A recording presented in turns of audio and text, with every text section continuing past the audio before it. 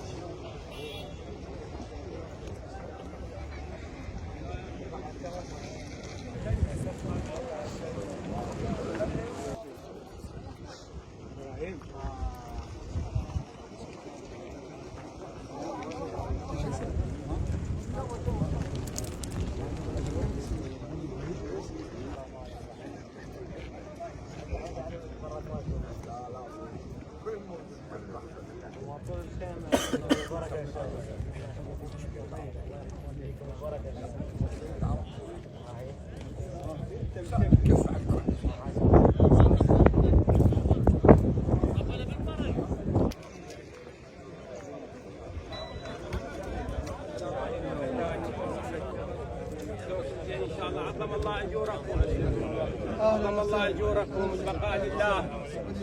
عظم الله اجوركم، البقاء لله. شلون صحتكم؟ زين ان شاء الله. السلام عليكم اغاني. السلام عليكم ورحمه الله. السلام عليكم اغاني. السلام عليكم.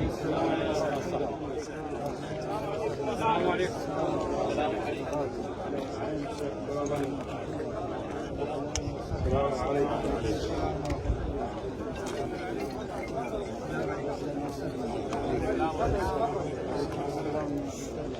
تفضل تفضل.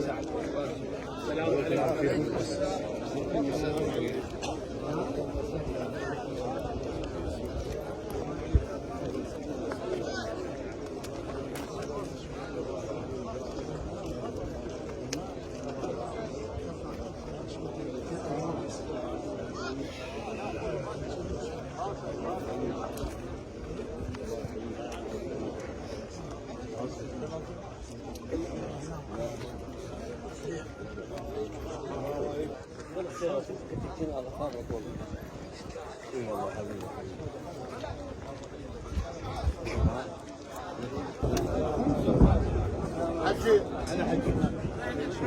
السلام عليكم حجي. السلام عليكم. السلام عليكم. انا ام الله.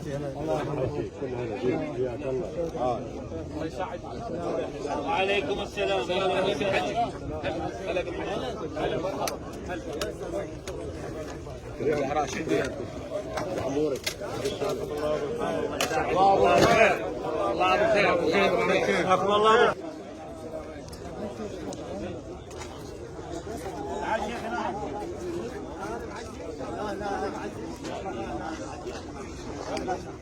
الإيمان وإلى أرواح أموات الحاضرين والسامعين وإلى أرواح الشهداء والعلماء وإلى من اجتمعنا من أجلهم، تغمدهم الله برحمته الواسعة وأسكنهم فسيح جناته، وإنا لله وإنا إليه راجعون.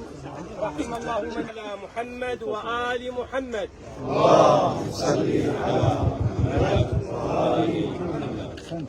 خير خير خير. شلون صح؟ شو اخبارك؟ شلون صح؟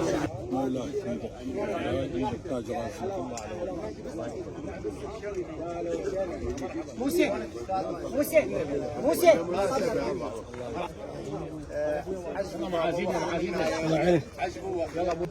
بسم الله الرحمن الرحيم.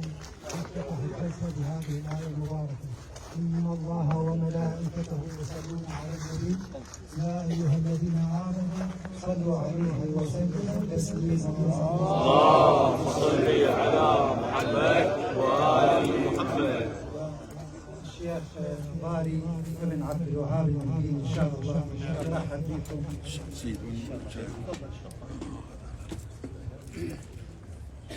بسم الله الرحمن الرحيم.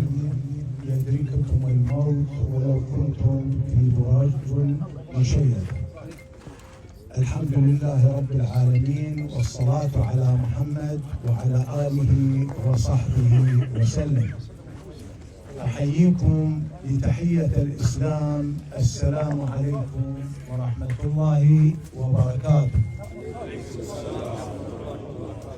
باسم أمامي الوهياجي العويد نرحب بكل السادة الأجلاء وبكل المشايخ والشيوخ والمنقولين في هذه المنطقة. بارك الله فيكم وأهلا وسهلا ومرحبا.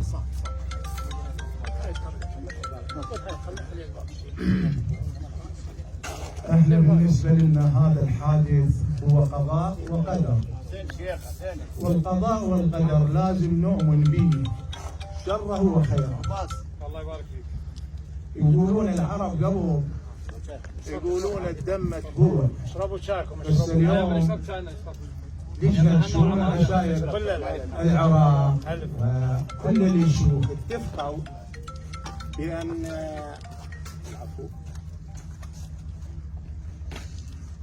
احنا الماشي يعني اهلنا يمشونا على ثوايا، واحنا اليوم نمشي على ثوايا اللي هي المخطط.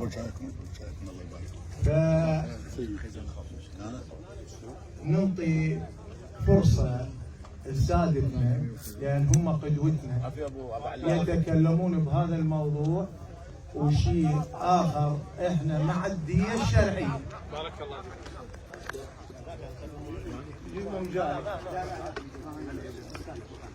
فأهلا وسهلا مرة ثانية. ضال عبد الوهاب المنديل. نعم منك طبعا. نعم منك. عليكم السلام. هلا بالشيخ.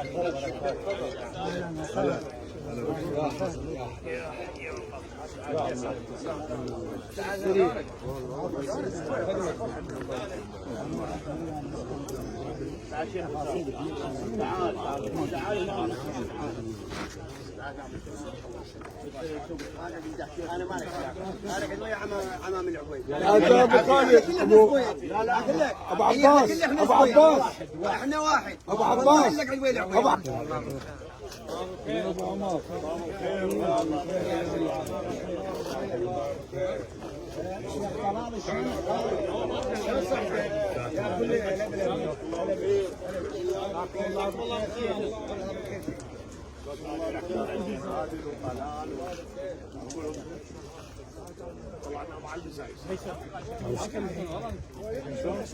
أعوذ بالله من الشيطان الرجيم. بسم الله الرحمن الرحيم. طيبوا أنفاسكم بالصلاة على محمد وآل محمد. ترحما على أمواتكم في الثانية. بسم الله الرحمن الرحيم. والحمد لله رب العالمين، والصلاة والسلام على أشرف الخلق والمرسلين، نبينا نبي الرحمة خاتم النبيين وتمام حجة المرسلين، وعلى آله الطيبين الطاهرين. بسم الله الرحمن الرحيم. في بداية الحديث كما المحاضرين الممثلين المعتدين المباركة، ممثلين الحوزة الشريفة المباركة، أعتذر منهم كثيرا وأقدم هذه السماع لمن يريد أن يتحدث، وأنا أكون في خدمتكم.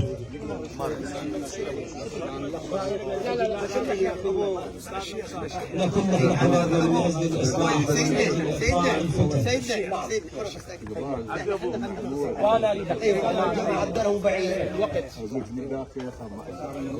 صلوا على محمد وآل محمد.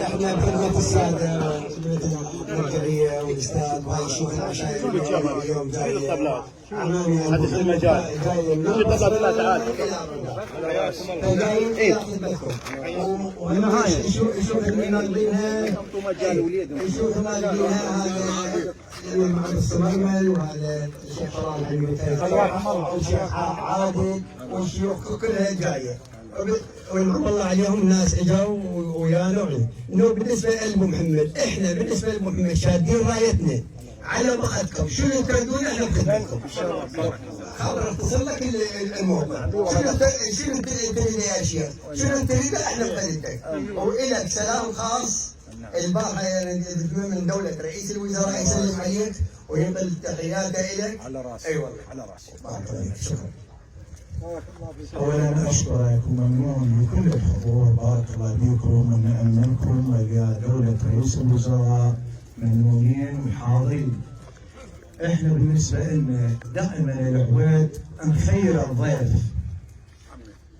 فإحنا أكو سنايم يدري بها خالي طلال وكل العزة وكل العشائر اللي موجودة بيناتنا. فأنتم بالنسبة لكم احنا نخيركم تريدون فصل لودية شرعية إذا فصل والله أني موضوع الفصل أبتعد من عنده ليش؟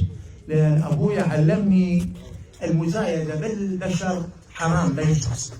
احنا يفترض نجي على الدية اللي هي موجودة اللي نقول عليها 5250 مثقال تنضرب باليوم شيخنا واليوم تدري السادة حاضرين هم أهل الشرف وهم اللي متفضلين علينا بهاي الدية فعلى مود احنا ما تلحقنا باكر ذنب ولا إثم نسلمها يقول حطها براس عالم وطلع من عندها سالم. اليوم الدية الشرعية أنا طبعا أريد أختصر الوقت لأن والله إحنا كلكم أنتم إنسان جاي قاعد بوجوهكم كل واحد اللي عنده التزام والحالة الجوية تصعب علينا فأريد شوية نختصر الوقت. الدية إذا على 5000 طبعا آخر موافقتكم إذا تريدون الفصل وأنا قلت لكم لي قدام استبعد موضوع الفصل والمطالبة إذا رأيكم مع الأدية الشرعية على 5250 مثقال اليوم موجودة السيد يدري والشيخ يدري وكل اللي حضور يعرفون اكو قيمة لكل العملات اليوم تنضرب واحنا هم نستند إلى مشايخنا وإلى سادتنا يقولون اليوم ليش الأربعة على حسب اعتقادي وحسب ما سمعته على 31 يمكن اليوم ونص أو 36 العفو 36 في 36,000 في 4 144 خلينا الصغار اذا ندورهم بيناتنا احنا العشاير وخاصه العزه وبالخصوص امامنا ابن محمد والله يمكن اشوف اني نوبات ناس تقف على الصغار وتشلب حتى بالكبار والصغار لهم طماعه على كل الجهات. احنا نوبات عندنا مثل يقول الموضوع من يصير بيه طماع اكثر من قابليته والله يخرب حتى النفوس. ف 140 احنا تدري فوقنا اله رب باشر انكم مسؤول. اليوم حظنا وبختنا والشيوخ والساده يقول لك انت اشكلك بالتقرير اللي هو المخطط. فاحنا المخطط علينا 70% وعلى المحمداوي 30%. فمن نجي نريد نقسمها على المخطط تقع لنا من كل 130 مضبوط؟ يعني ال 140 تقسيم لا تقول 3000. لا الشيخ ماشي الشيخ السيد هو يفصل تفاصيل يلا احنا نسال انت اليوم هنا ابو الديره واليوم الديره تريد عنوان من عندك. لا لا مو الديره خلينا نسال ابو الشيخ الى المشايخ يقولوا لي الفصل هم والساده انا خادم لهم على راس الفصل. خليهم السيد. احنا بالنسبه لنا هاي الجلسه عشائريه مع احتراماتي واجلالي الى الساده والى المشايخ. هاي عشائريه بس لهم راي شيخنا ان رؤية مع السادة ومع المشايخ ينطون رأيهم يقولون لنا عمي ترى اليوم بهالقد على مود احنا نفصل ما تسال الميكروفون ما توصل. خلي السيد يجي السيد طيب هنا. لا مو عندنا ابو اذا تريد تطولونها فاخذوها وطولوا. ابو ابراهيم ابو نوري تفضل. هي ابو نور هي لا حق ابو الدم. تفضل يلا خذعتك ما توصل لا توصل أيها الأخوة السلام عليكم ورحمة الله وبركاته. وعليكم السلام. في ديواني بالإمام علي عليه السلام يقول لعمرك ما الإنسان إلا بدينه فلا تترك التقوى اتكالا على النسب فقد رفع الإسلام سلمان فارسي وقد وضع الشرك الشقي أبا لهب. احسنتم أبو لهب عم النبي سلمان منا أهل البيت. نحن نحترم مشايخنا اللي رؤيتهم ويا الدين كما جاء بالحديث يقول ذو الشيبة في قومه كالنبي في أمته. الحمد لله لمشايخنا ويشاركون بإصلاح الأمة. الإمام الحسين عليه السلام يقول لم أخرج أشرا ولا بطرا ولا مفسدا ولا ظالما ولكن لطلب الإصلاح في أمة جدي لكي يستقيم الدم كما يصفه الشاعر جعلت جسمك للسيوف فريسة كي يستقيم الدين ما أتقاك. يقول إن الدين عند الله الإسلام فمن يبتغي غير الإسلام دينا فلن يقبل منه وهو في الآخرة من الخاسرين. كما جاء عن الإمام السجاد عليه السلام يقول أعطينا 6 وفضلنا ب7.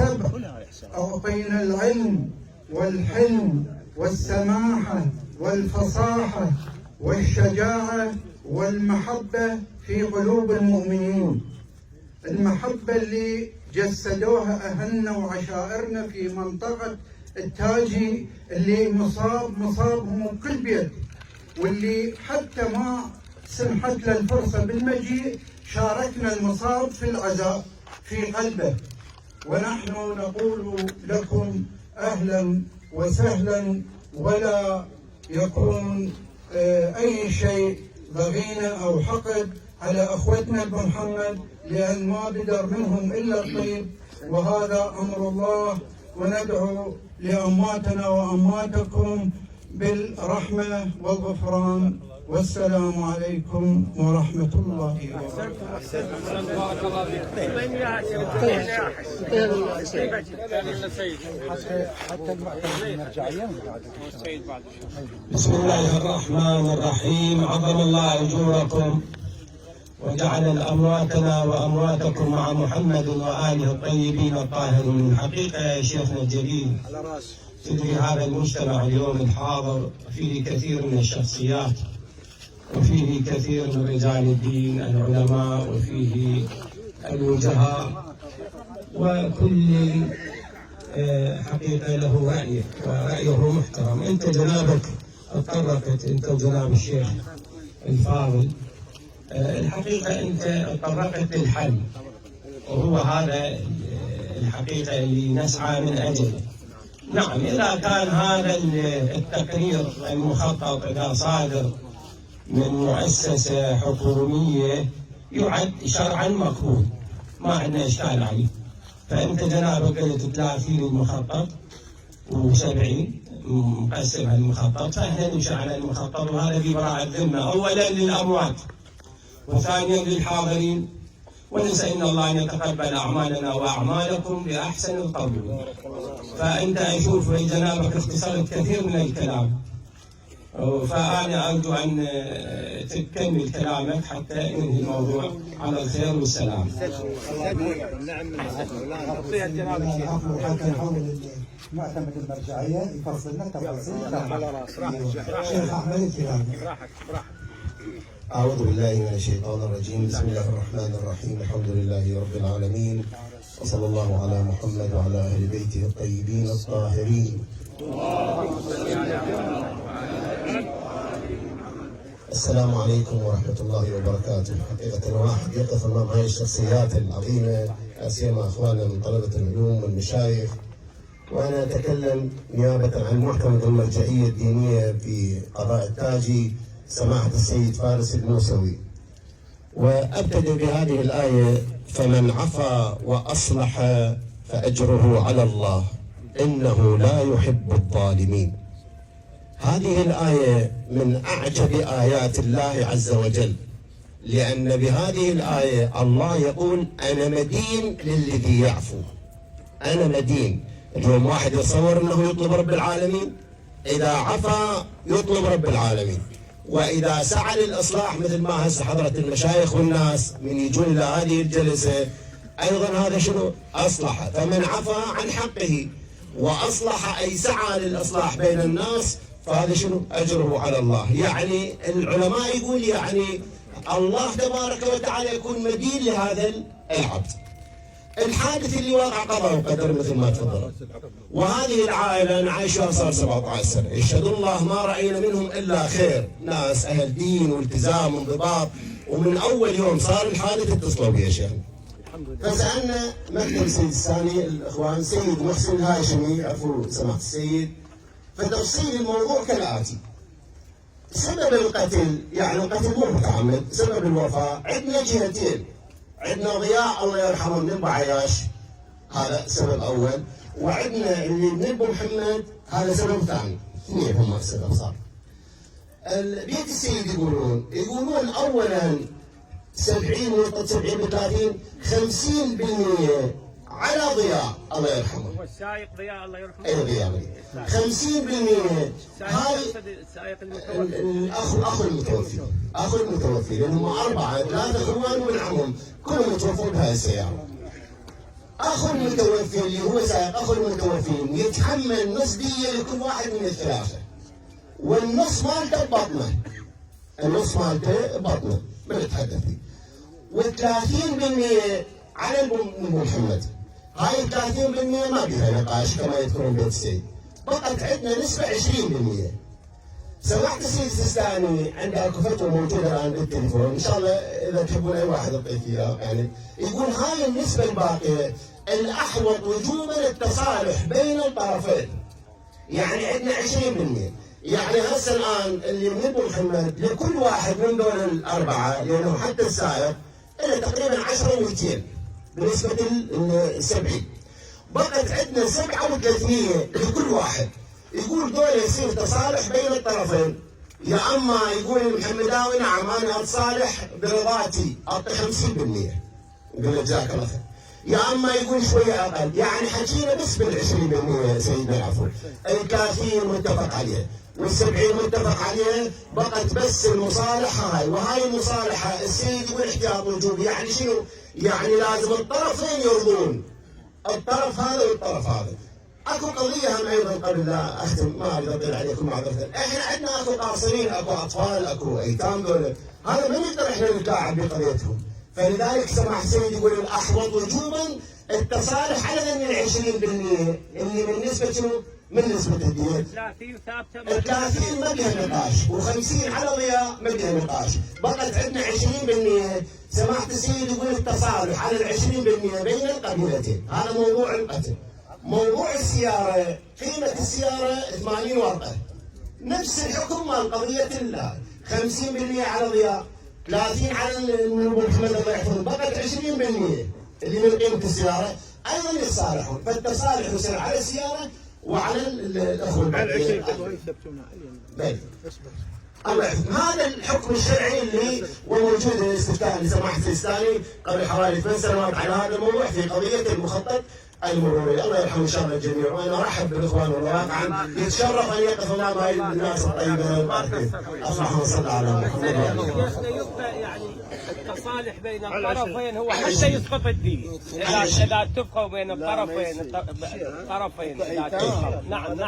نعم يا حجي، اذا اتفقوا الطرفين اصحاب الدم الشرعي واصحاب الشيء هم يعني اذا اتفقوا برضا الطرفين تسقط.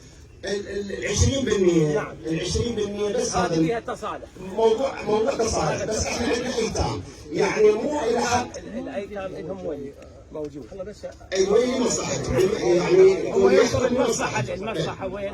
هو بهذا القضيه فقط هذه ال 20%.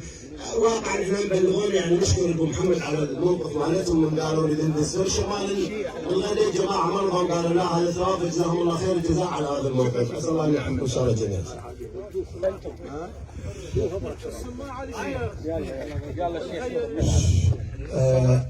طبعا انا يعني والدي من يقعد دائما العزة يقولوا له انت اللي تحكم، فانا عمي طلال قاعد قبالي يعني اترخص من عنده بهذا الموضوع من امامي كلهم ابن محمد ومن كل الساده ومن كل المنقوبين.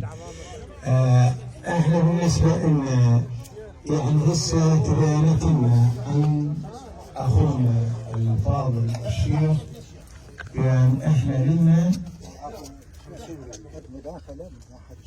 لا خلي يكمل ابراهيم. احنا بالنسبه لنا علينا الفصل والمشايخ والساده عليهم الشرط، فاحنا هسه افتهمنا الشرط. والعشائر بالنسبه لنا 50% اللي شيخنا انا اريد اسالك، 50% من الاثنين لو السائق مال التاكسي، السائق قاعد يسوق بالتاكسي، السائق علي من ضمن ال 50% تقصدها؟ نفس 70 بس فاتحة قضية. السائق ضياء يدفع لاخوته كلهم نص دية، يعني مو ما يدفع نص دية. واللي متوفي شيخنا هو متوفي.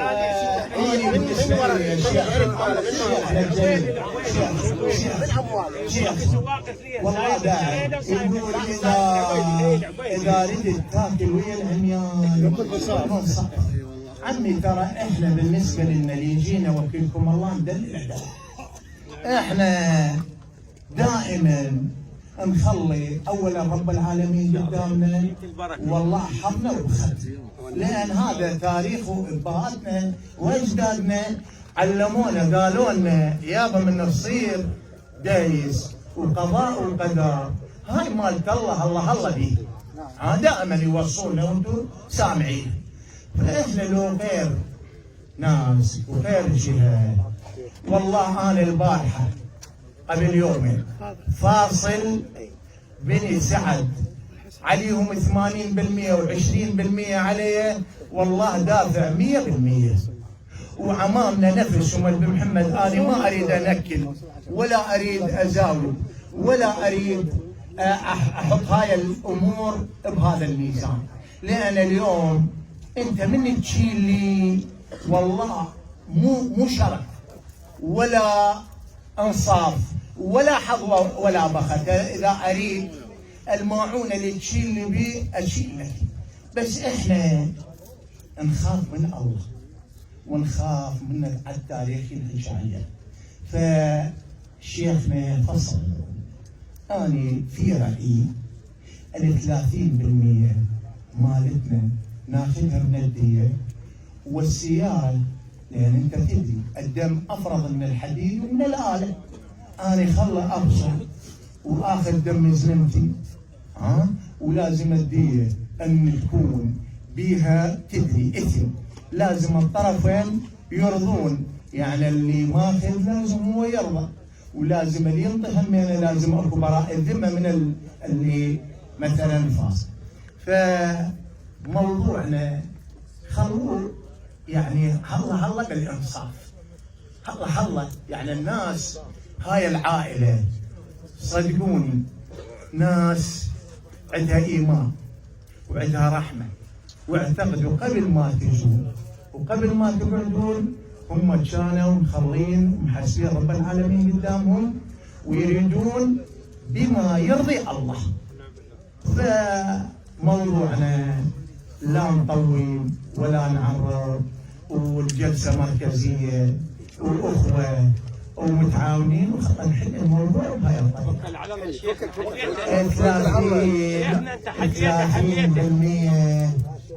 30 مليون مو 30% 40 لا 30% من الدية 30 ولا 40 12 42 مليون صح؟ عندكم اعتراض هذا الفرق 20 هاي شيخنا قال كلمة، هاي 20% اللي هي تبقى مصالح. شو تصير؟ كيف؟ شيخنا جلسة على شيخنا 100 بيها 30 ايه وال40 الفوق 12 42 نعم. هاي باللي حضرتك انت 30%. هاي ال 30% ظلت ال 20 انت شلون تريد تفصلها شيخ؟ انت ويمك شيخ 20 30 مليون 10 شايلينها محمد و10 على النعم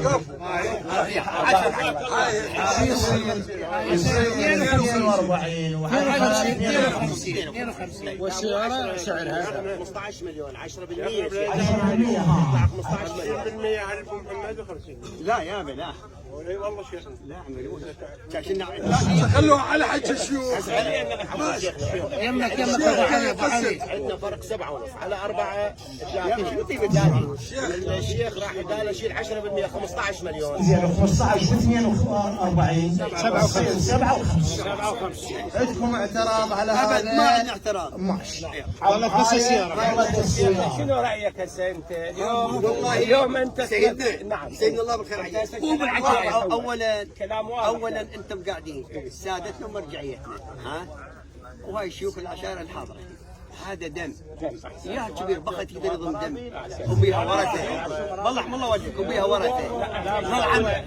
نريد نوضح قضيه قبل لا مرصدكم شيخنا الجليل شويه صوت. احنا نريد نوضح مساله اولا للمجتمع. اليوم احنا هاي 30% ثابته يتحملها المحمداوي وحددنا المبلغ مالها. ايش صار المبلغ؟ 42 مليون. هاي الدية الكامله مال الاربعه. اذا تسمح لي تفضل 44 مو 42 بعدين عود ما يخالف 44 ما يخالف. انا ترى ما 15 انا اتكلم يعني نيابه عن لسانك يعني ما جاي افتي.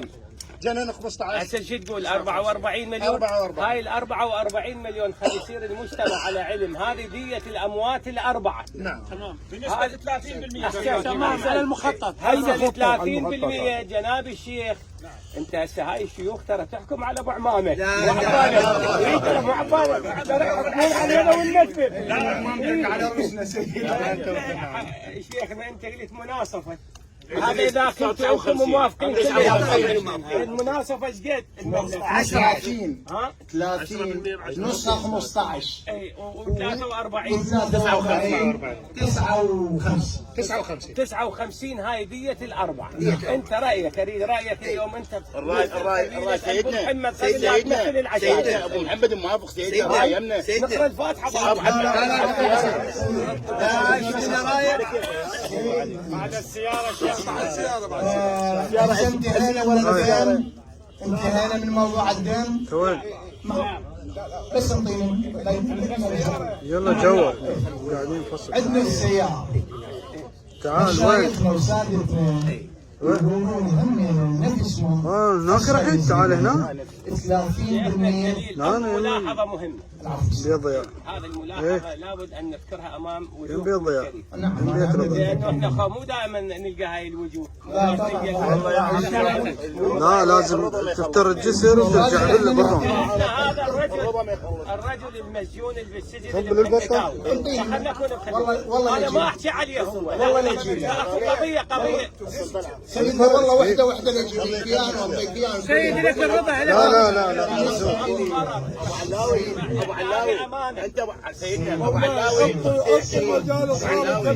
20 ورقه سياره كيف فلوس سياره 20 ورقه بعدين نوقف. شيخنا الجليل هن سيارتين مضرورات مو سياره واحده. انت شوي يعني انت ترجع علينا شنو ذنبه هذا اللوري شنو ذنبه غير اصبح عنده ضرر. ترجع علينا سيد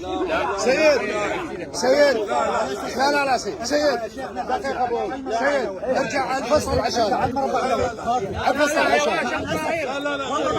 ارجع على المربع الاول المربع الاول ارجع عشان هي الشرعية الكاملة. يلا ابراهيم اللهم صل على محمد. الموضوع كيف محلول بالقرآن بالانبياء انت ابو احنا 25 يلا ارجع بالدواء يا شباب.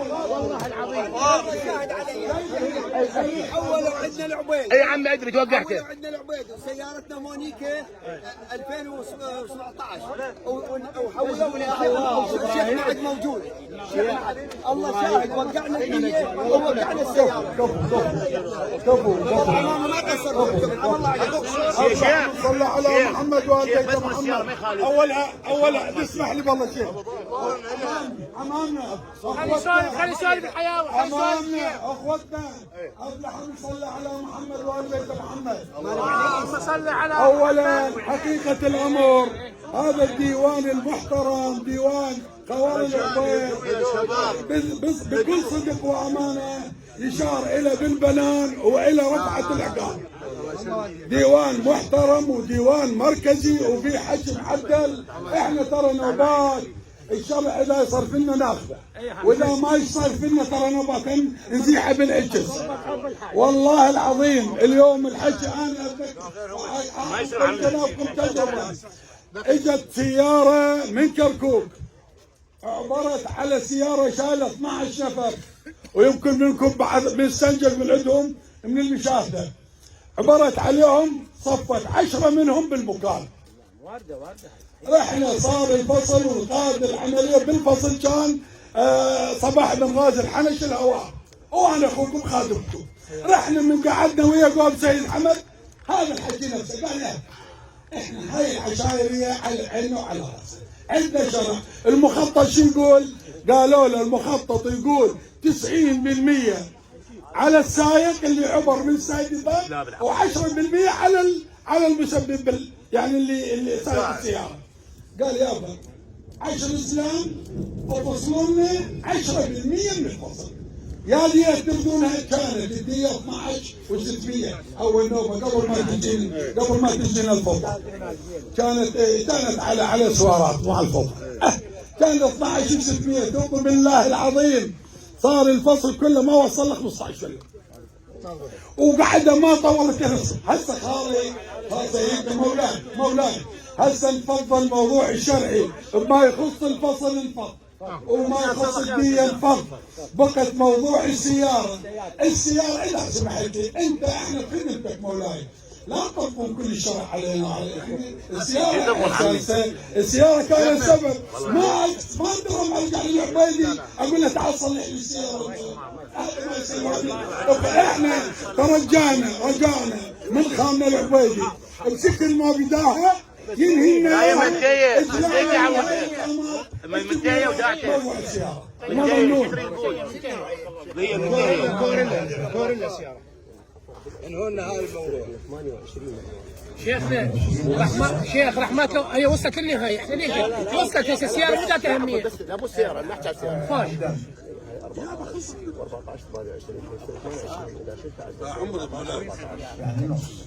14 42 ما لا 56 اعزاء الخطا وارد سيدنا. صلوا على محمد وعلى اله وصحبه وسلم.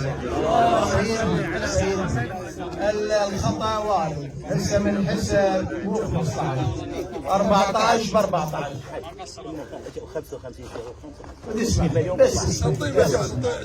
هسه احنا بالنسبه لنا هسه صارت مو 59 صارت 56. ال 56 على مود اني بالنسبه لي بريء الخطيه. احنا اللي قاعدين بريئين الخطيه. هذا الموضوع ابرزه اهل الدم.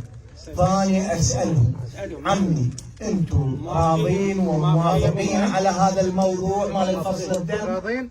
الستة؟ اذا نقول موافقين. ال 56 نطلب من عندكم طلب بسيط. هل تعدل او يصير 55؟ يعني جاي تفهمني اذا تعدل.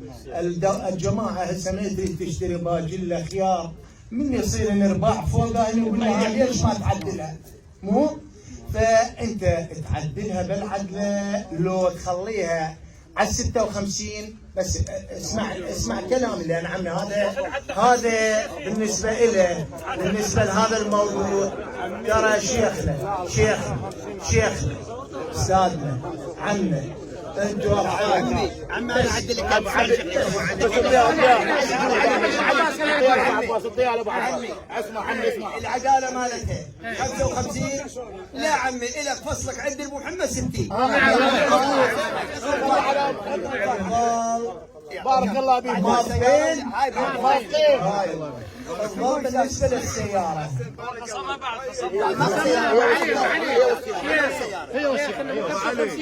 خلى الفوقانيات مال السيارة صار 60. موافقين؟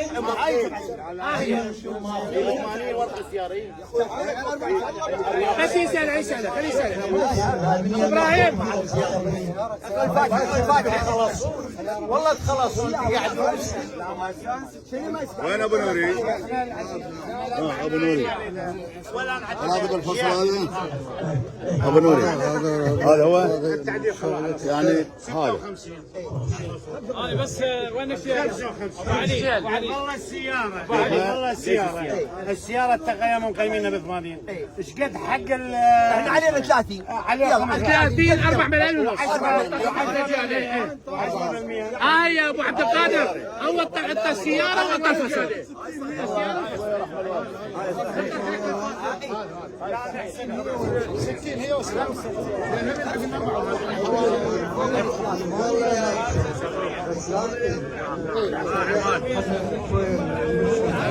كم طربوا؟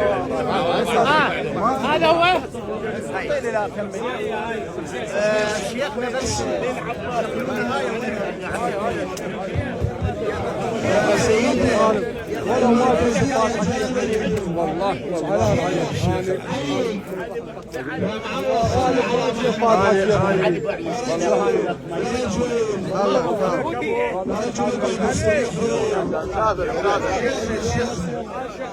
استريحوا مولانا استريحوا خالي.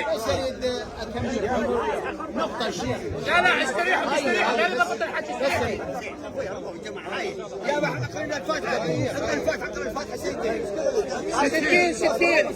يظل بس شيخنا بس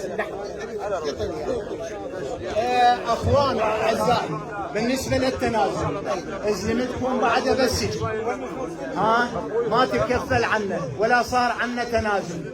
احنا بالنسبة لنا نستلم الفصل هسه باكر نروح نتنازل منه، نستلم الفصل عقب باكر نروح نتنازل. وين عدي؟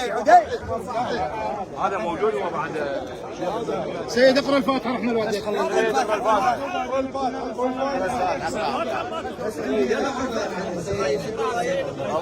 عمك ابو ابراهيم عمك ابو ابراهيم وانا ابنك ابو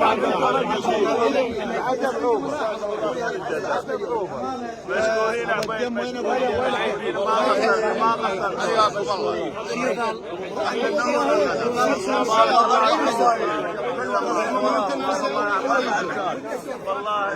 يا ريت اكون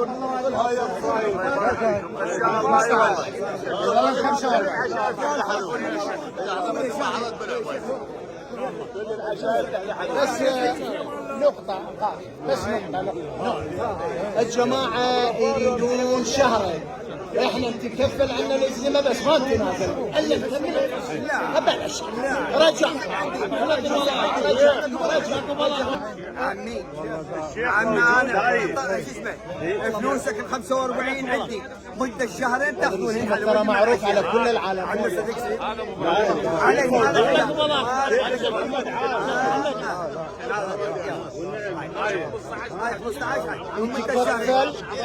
تكفل عنا الازمة يطلع والتنازل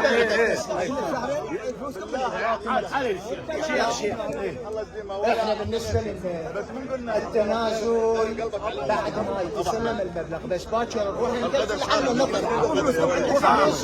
يلا الفاتحه الله واجب. الشيخ هذا الموقف اسمع يا ابو محمد، هذا الموقف وينه وين؟ لا هذا الموقف ويا ابن عريبي باكر عقبه هاي يصير سبيل البيانات. ابن عريبي ما مسؤول على كل البن محمد. لا مسؤول على كل البن.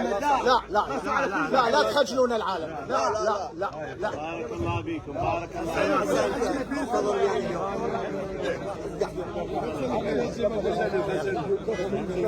بس افتهمت لما ترى باشر تروح التنازل لازم. الحكومة ما نقدر احنا حي بارك الله فيك مثل السياسيين. اللهم تجنب محمد الله يعطيك الصبر ان شاء الله. حياك الله.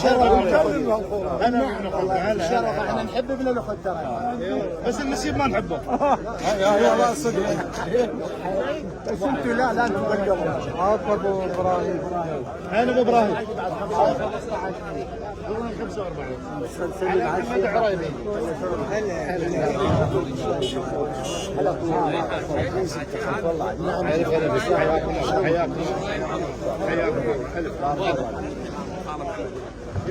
طرد؟